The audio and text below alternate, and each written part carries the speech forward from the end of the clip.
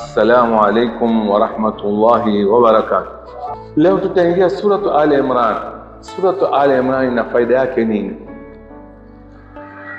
Anasema kwamba ruwi an nabii sallallahu alaihi wasallam annahu qala man qara hadhihi sura a'tahu Allah bikulli harfin amanan min harri jahannam. Anapokelewa kwa Mtume sallallahu alaihi wasallam, anasema kwamba yeyote ambaye ataisoma sura hiyo basi atapata amani kutokana na harara ya jahannam, moto wa jahannam.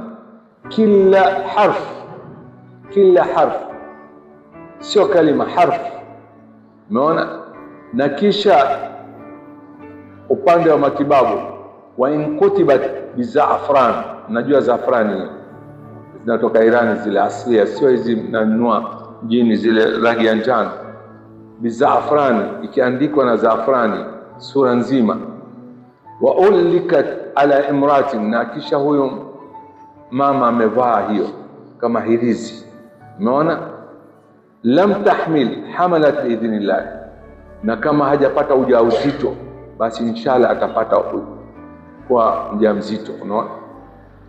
Wa in ulikat ala nakhlin au shajarin yarmi thamarahu au waraqahu amsaka biidhnillah ta'ala, na hiyo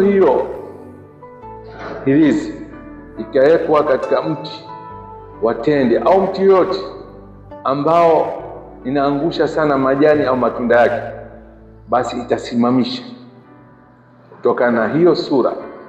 Maana yake inazibia hivi kutokuanguka majani au matunda.